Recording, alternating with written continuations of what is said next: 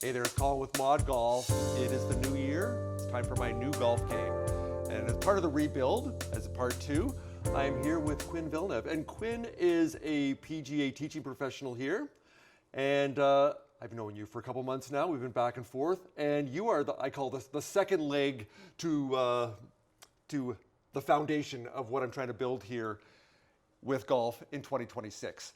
So, as you may have known, hopefully you've watched or you've listened already to the first part, and that was with Cameron Barkley at Vancouver Golf Performance, where I'm working on the fitness side, because I know there's certain limitations I have. I got to build up strength and flexibility, stability especially, and then that needs to translate into the golf swing. So Quinn, what we're going to work on here, we talked about this, so that people that are watching, whether they're beginner golfers, never picked up a club before, someone in between that's frustrated and struggling but loves the game like me and has played for years, or someone that's at that elite level also. So we're going to run through some things here, and the takeaways at the end, hopefully 3 things that people can do so they will stick and they won't give up after a month, as we do with resolutions, and it becomes too hard and too overwhelming. So that's the key here. You're going to be looking at my golf swing here today. Hopefully you're not going to be too overly critical, but I also want you to be. And to see where we can start in over 12 weeks here as part of this rebuild to where I'm going to get both on the physical fitness side of things and also on improving my golf swing for more consistency, better ball striking, and hopefully better golf scores leading to more fun on the golf course. So first of all, Quinn, hey, thanks for joining us. And why don't you let everybody know a little bit about yourself? Yeah, well, thanks for having me. Yeah. So a little bit about myself. I grew up in Ontario, young, eager golfer. First picked up a club when I was about 13, so it was pretty late actually to the game, and played a lot of different sports growing up, but really seemed to click when I grabbed a golf club. Right. And so that sort of snowballed into me going away to school in the USA. I got to play at a Division I NCAA school, and played for 4 years, which was great. Learned a lot of things. Grew as a golfer and a person as well. Got an education, and then really wasn't ready for the real world. So in hindsight, it was a great thing because I was offered a coaching position. Right. So I was the graduate assistant coach. I did grad school, did my master's of science, and was coaching the men's and women's team as the assistant to the head coach. And it was really the first time in my life I had ever cared about anyone's golf game except for my own. Okay. And it was really moving. It was very eye-opening for me to start to help other people. And I had a lot of great coaches as a kid, and my mom's actually a figure skating coach. You had mentioned that in a previous conversation. She had quite the impact and influence, and she was a national level instructor also. Was she not? Or so she's actually heading to nationals next week. All right. For figure skating with one of her students. So good luck to Coach Lori and Jake. But she played a huge role in my golfing career. She used to drive me to tournaments and really sort of help me with the mental side of things at that high performance level, understanding pressure and how to deal with that pressure and what to say to yourself, and also had helped me from all angles, which is sort of what we're going to talk about a little bit today. And those little things that you can do, and over time how well they can improve your game. And I don't think it's just golf specific. I think it really goes with a lot of sports: nutrition, health and fitness, making sure that your body's ready to go, making sure that your mind's ready to go, and sort of having a plan for every step along the way is really what she helped me with. And then I had some really good instructors as well that taught me how to swing a club. And when I graduated, I was fortunate enough to start caddying. Right.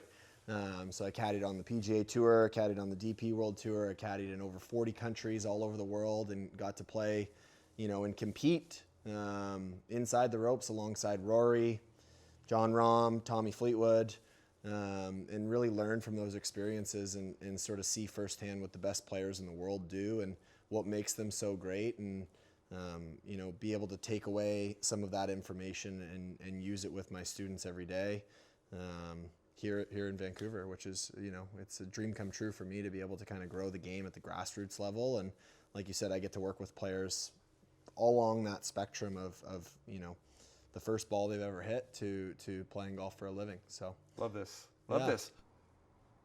So we're doing this today from the Gowanus Golf Club. This is a virtual indoor membership-only golf club that I've had the pleasure of becoming a member in December for a month here. And what I love about this, in Vancouver, it's rainy and cold, so I can come inside a couple times a week and practice all the good things that Quinn is going to be instilling here today and beyond. I'll have a chance to get some reps in and put that into play here. So if you're listening on the ModGolf podcast or watching on the YouTube channel, what we have here behind me on the screen in one of the two bays here, this is powered by TrackMan that we have here. So whether it's practice on the range, playing virtual golf courses all around the world, or using it for entertainment, TrackMan, what they have here, can do it all. And the great thing about this also, Quinn, we have behind us here, we can see from a shot here that it tracks all the data here between the club head speed, ball speed, carry distance, rollout distance, smash factor. We love these things. Some people may think that's way too nerdy and dorky, but we love all these numbers. And we're going to also talk about how that will affect my golf swing. One thing I wanted to mention, Quinn, is when I was working with Cameron last week, talking about, well, what's my goal on the year?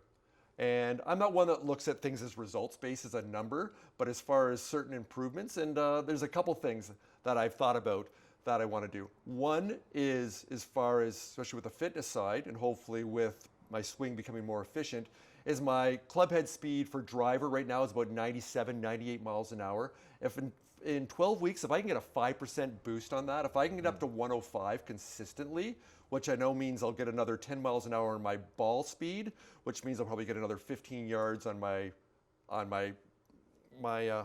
ball as far as how far it goes. Those are all great things for me. So that's one thing I'm looking at. And the other one, it's kind of competitive here. I'm a member at the University Golf Club in Vancouver, the weekend men's group, and they have awards every year. And the fact, all these guys that are scratch golfers, good golfers, I'm never going to beat them straight up. That'll never happen. I'm okay with that. But there's one award that they have, and that's the most improved golfer. And last year, the guy that improved by 4.1 shots. So I'm a 16.4 right now. By the end of the year, in 12 months, if I can get it down to a 12, which I've been before, that's my goal, is to win most improved player at the golf club. So hopefully we can get there. that's a great goal. There we go. Yeah. Let's get started. That. Let's do it. All right. All right. So like most golfers, I am overwhelmed where to start. I'm going to leave this to you. I am now in your hands. I'm a piece of clay for you to mold here, Quinn. So where are we going to start? What's the first thing you want me to do here? What do you want to look at? Well, I would start with a high lofted club. So you've got a few different wedges in here. I would be starting, if I was in your shoes, I would be starting with my highest lofted wedge. Okay. And a drill that I really like to do, or a little warm-up routine that I find very effective in not only warming my body up, but also helping me avoid that injury, is I try to start with a shot that goes 10 yards, and I try and hit each ball for 10 shots further than the last ball. Okay. And generally what that means, if you can effectively accomplish that, by the 10th ball, you're making pretty close to a full swing, and then you can start to work your way up through the bag. You know, on my day-to-day job, I see way too many people show up, you know, grab two wedges, swing violently 4 or 5 times, right, grab their driver and say, well, this is the problem. Can we spend some time on driver? And I, you know, every day I say, sure, that's fine, but you need to hit about 25 to 30 golf balls before we see that driver. Right. Yeah. All right. Let's get that 59-degree wedge in my hand here, and we'll start with that. Perfect. All right. Let me just wake up TrackMan here. Okay. So the first one, you want me to try to hit about 10 yards? Yeah, just a little pitch shot, you know, just short of the green. You're just going to have a little pitch, nice and easy.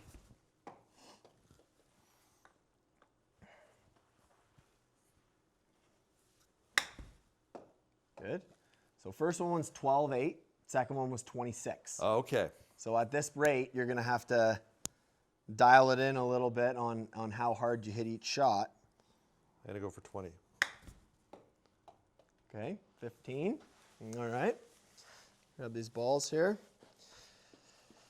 It's actually a really good drill, not only for warming up, but also to start to get some feel in your short game. Something that I think is very, there's a very big difference between really good players and amateur golfers, or struggling recreational golfers is their short game consistency. And you hear people talk about, I had a really good game today, or I had one of my best rounds in months. And they reflect on sort of what they did well and what they did poorly. And a lot of times those good rounds don't necessarily come from reinventing the wheel. Right. Of I hit so many perfect shots. It's more about not hitting any disastrous shots, and you make your 4-footers all day. You don't chip and then have to chip again. You chip it, you get on the green. If you're 30 feet, you 2-putt. Yes. And the bad rounds are the ones where you chip it and you have to chip it again, and then you 3-putt. And the difference is 2 shots. And over the course of 18 holes, if you're having some struggles around the greens versus generally low stress, I don't mean you need to get every ball up and down, but throwing away additional shots is something that I think is a very quick way to lower your score and lower your handicap. And it's more so about disaster avoidance than it is about how can I hit more shots perfect. And I can relate to that, because I know sometimes I'll be in the middle of fairway, I'll hit an okay approach shot, and it'll be off to the side, maybe 5 yards off the green. Maybe I pushed it a little bit, that miss to the right that I have. And then, I'll hit a poor chip shot, may not even get it on the green.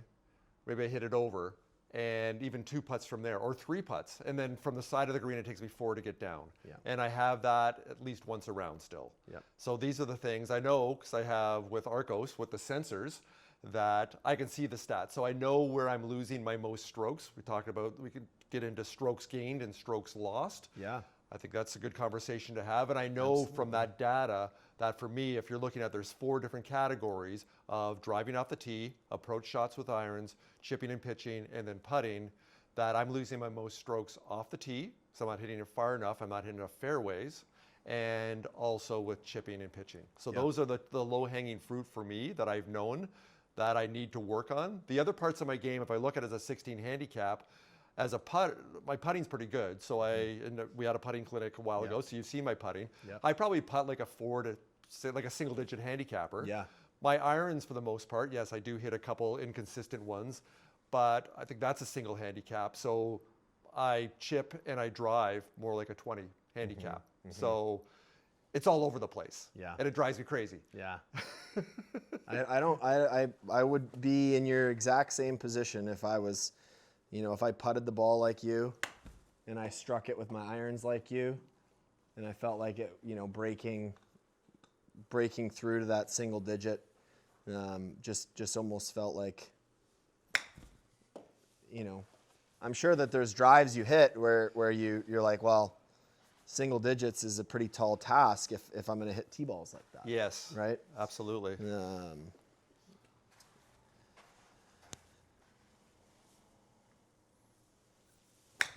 We do also happen to live in one of the most difficult places that I have been when it comes to driving the golf ball. I find it very tight off the tee in British Columbia. Huh. Do you find also the fact we're at sea level and it's colder that we don't get as much distance also? You find a lot of the courses also just the shape of them as parkland courses, kind of carved out of the forest. Mm-hmm. The ball goes as short in British Columbia as anywhere. Right. Especially if you go and play places during the summer and you're at elevation. Play golf in even Calgary. You've got a little bit of elevation, or you play golf in Denver. I've caddied some events in some very high elevation places. Switzerland, Right. Colombia, Bogota, Colombia is almost 9,000 feet.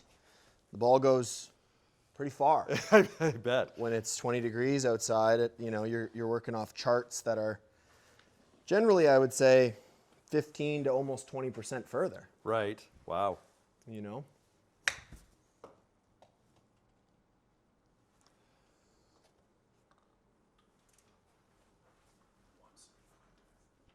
Toe your chips, eh?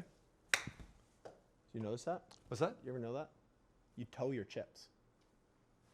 See impact? Yeah. This is interesting because the other day I was here, the S word was coming up. Oh, interesting. Yeah. Yes. Like I was really off and the ones that I didn't, I was hitting it way off the inside. Okay. Oops, there was a big. I'm curious of a couple things here. Do you mind if I look at a couple of data points here? Please do. I'd like to see here.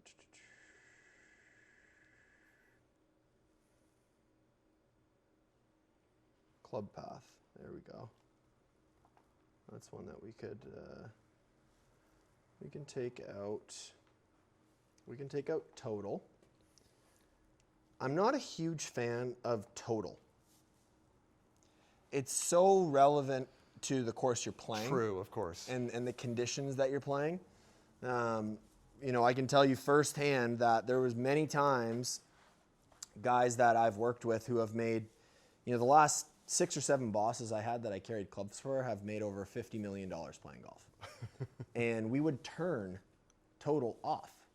We would turn a lot of data off. So when I put down a GC quad or we'd have a TrackMan and we're looking at numbers, we would just look at carry. You look at a carry distance, so rollout is inconsequential because it's so a bit random, right? It's exactly. Like you go play golf right now, you're going to get a few yards of roll. You play golf in 1 week from now, I don't know if you've seen the forecast, it's rain every day. Yes. For like the next 10 days. If you play golf in a week, where that ball lands is as far as that ball is going to go. Oh, I know. I played last week, and it's I have a rollout of 0. Yeah, sometimes even negative. Yeah, right? That's right. So I'm not a huge user of the total distance. I do think that the carry distance is very important. But what I've done is I've just added club path there just to get an idea of the direction that your club is moving when you hit the ball. All right. So let's go back there. Perfect. All right. Hit a couple more? Yeah, a couple more.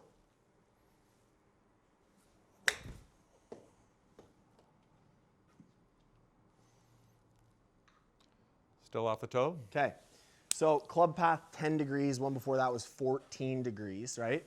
In TrackMan world, when we see any sort of number that does not have a negative, Yes. that tells us that your path is somewhere to the right of your aim or your center line. Okay. Does that make sense? Kind of. Maybe explain it one more time. Okay, so if your club is moving left, Right. if you're swinging over the top or out to in, Correct. this number would be negative. Okay. Okay, your number has been 14 to the right, now 10, 9.7, to the right. So your club is traveling in to out a fairly significant amount for this type of shot. Okay. Okay, now the reason that like you said, the recently you were hitting some chip shots and you were having that dreaded word, the shank word, right? It's like Voldemort in Harry Potter. That's right. And so when your club is traveling directionally away from you, if it gets going a little bit too much, that hosel is going to be what's presented to the ball. Yes. And you're going to hit a shank, right? Mm-hmm. So what I would like to see you do is, you have a struggle with your chipping. And you generally have a shallow in to out path, and you strike, and right now you're striking the toe.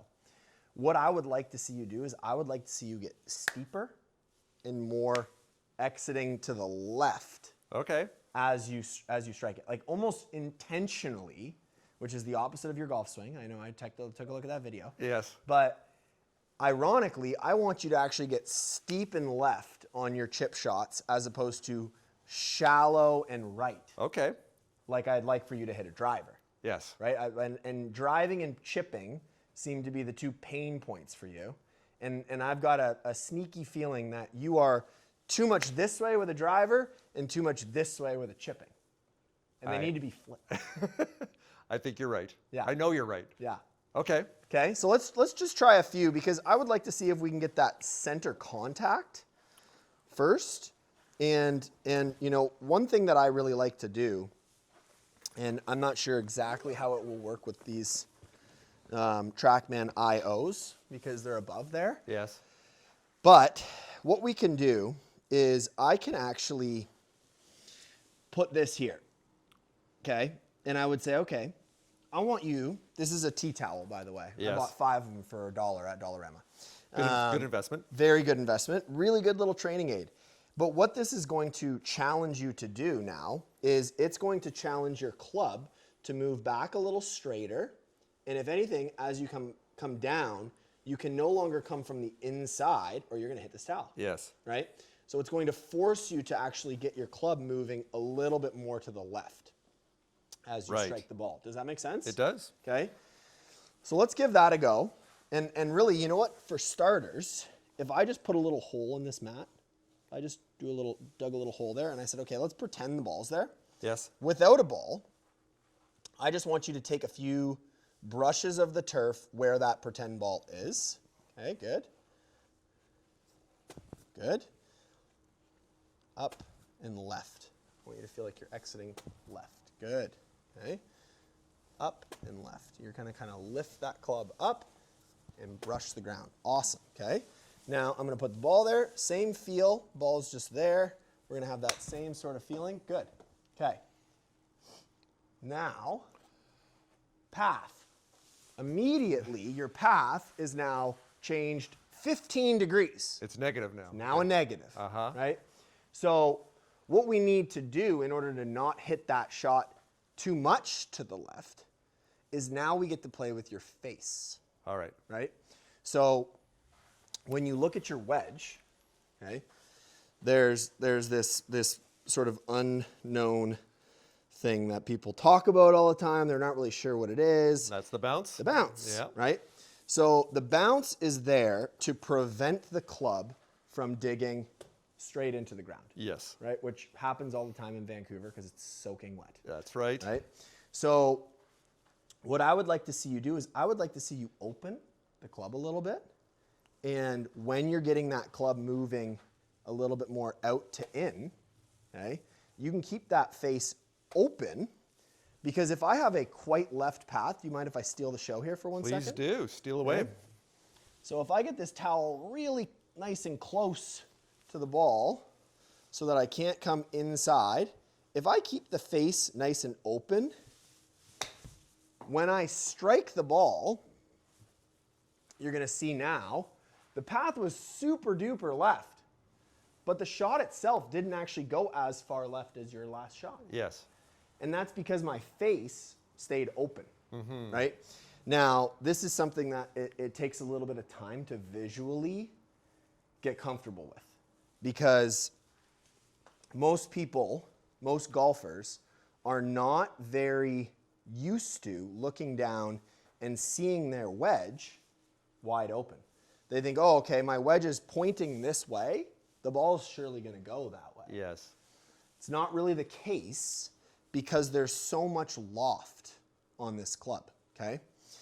Now, I don't know if you've ever heard the saying that people say that you have a loft problem, and you say, oh no, I've got a 60 degree. And they say, no, not the loft of your club. You have a lack of freaking talent. Pretty good one. But I'm pumped. But I I like it. So the reason that this loft is going to play a huge role in chipping is as the loft decreases, the face and where it's pointing at impact is going to determine where the ball goes more and more and more. So the club that has the least amount of loft in your bag is what? The driver. Close. It's a trick question. Oh, actually, that's not true. Probably my putter. Yes, there we go. Yes. Putter. Generally 1 to 4 degrees. Right. Right? So then next is driver. Yep, 3-wood, hybrid, 4-iron, 5-iron, and so forth, right? But if I open this wedge wide open, if I get rid of this towel, if I open this wedge wide open and it's pointing right at the entire screen, okay? But I swing nice and straight, ball goes dead straight. Yes. Right? The path was 5 degrees to the left. You can even see that impact video. The face is quite open. Right? It's wide open. And now if I get a putter, a low lofted club, and I open it up to the corner of the room and I swing nice and straight, the ball goes dead right. Because there's almost no loft here. Yes. Right? So when people are like, oh man, I hit my pitching wedge pretty straight, 7-iron so-so, 4-iron's hopeless, and my driver always slices. They're like, well, my club face is fine, but I swing over the top. I'm like, well, your club face isn't fine, or you wouldn't slice the ball. Yes. If you had a square club face and you swing over the top, you're going to hit it dead left. You're not going to slice it. The slice comes because the club face is open. Yes. And it's, that's kind of goes back to what you were saying about high golf IQ is when you start to apply physics to your golf game, then you can not only, mentally get over some of these hurdles of, well, I got to learn how to chip with the face open, but, you're going to just have this core belief that what you're doing makes sense mathematically. Yes. It's not this theory that some golf coach is talking about and, my opinion, this or that, I know you, I'm sure you've heard the saying about opinions, but, if you look at it mathematically, when we look at the stats of how you chip a ball, you are too shallow and you're too in to out. Right. And so you need to get steeper, more out to in, and keep that face a little bit more open, and that is going to give you a lot more consistency. A lot more consistency. It's just challenging everything that you think is right in how you're supposed to swing a golf club.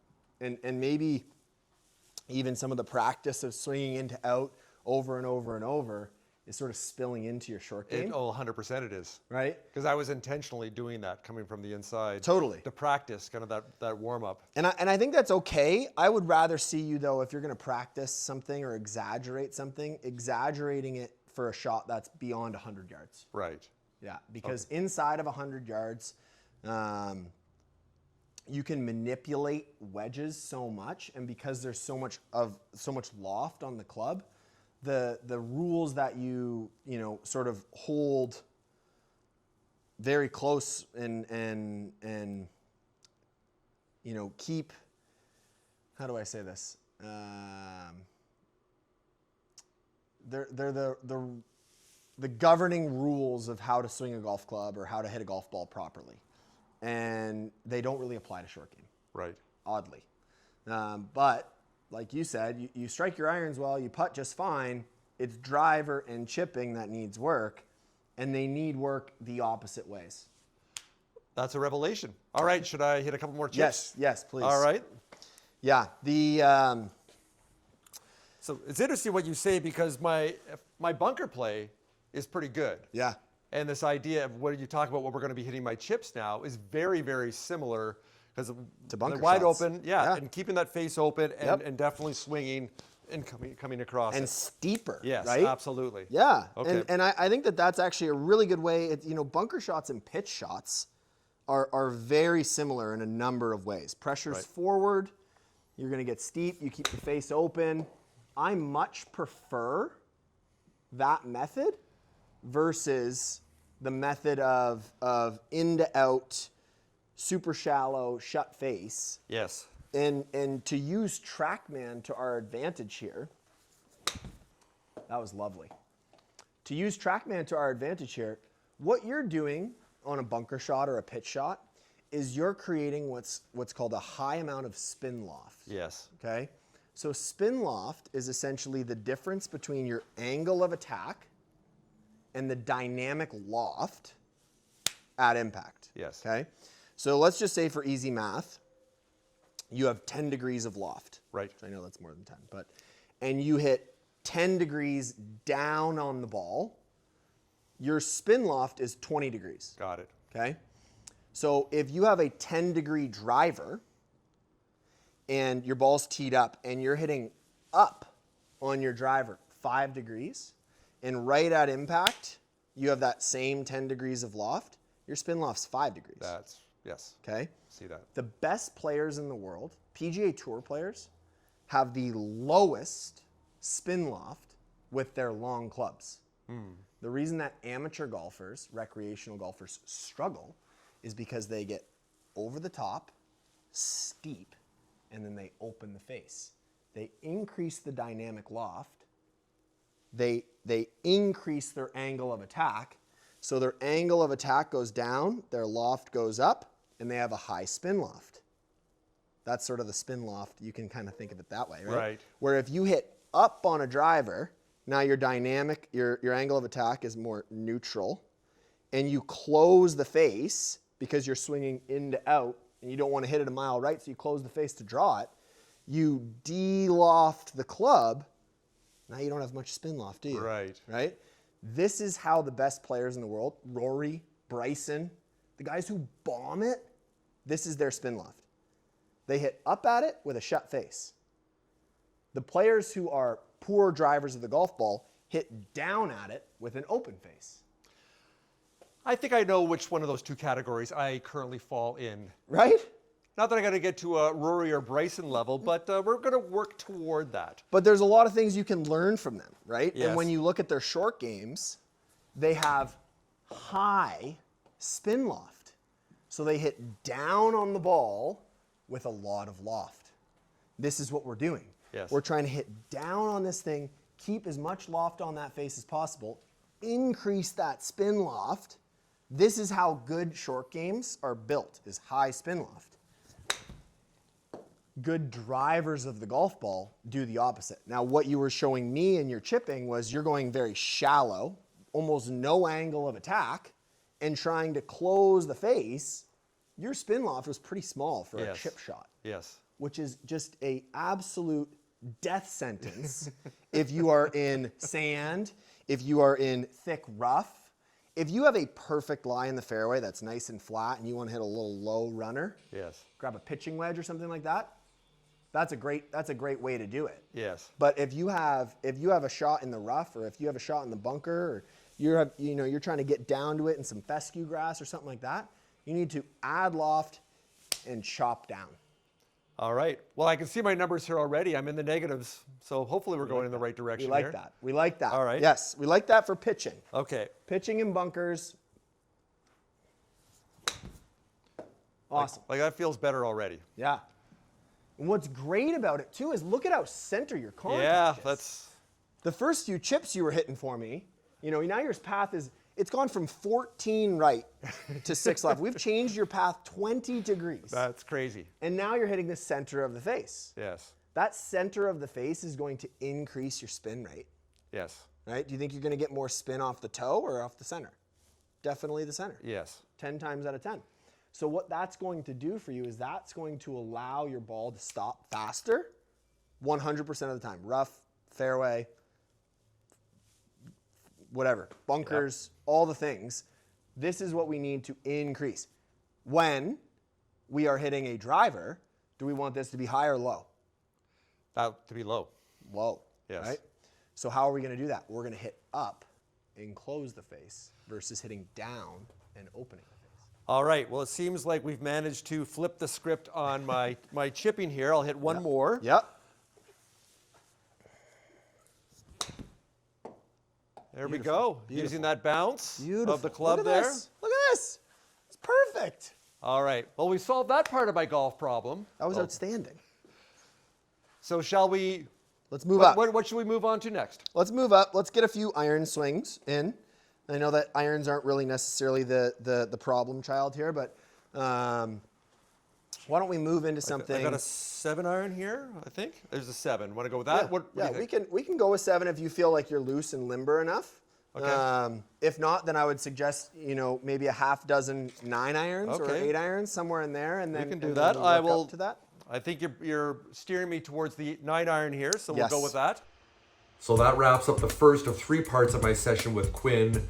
But yeah, we focused on the short game. You can see already that I've drastically improved. Rather than coming in shallow from the inside, which I should be doing with my driver, I'm now coming steeper from the outside, from the right and across, exiting to the left. And it's made a huge impact positively for my short game already, and my confidence is really built off that.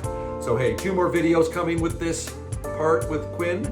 Next one is with my irons. We're going to be learning that and changing my motion and my sequencing, and then after that I'm going to have that dreaded driver in my hands and trying to sort that one out. So hey, if you haven't watched our first video, I'll include the link for that, and that was my session that happened a couple days before this was shot, and that was a couple weeks ago now. I'm halfway through my rebuild. Gonna have more information for you on that too. But yeah, why don't you check that out also. I'll keep the link down below and connect to that video with Cameron, where I had my Titleist Performance Institute fitness baseline test. And yeah, I've been working hard with him at Vancouver Golf Performance, getting my fitness up, getting ready for the golf season. So yeah, thanks for joining us. Get ready for the next video.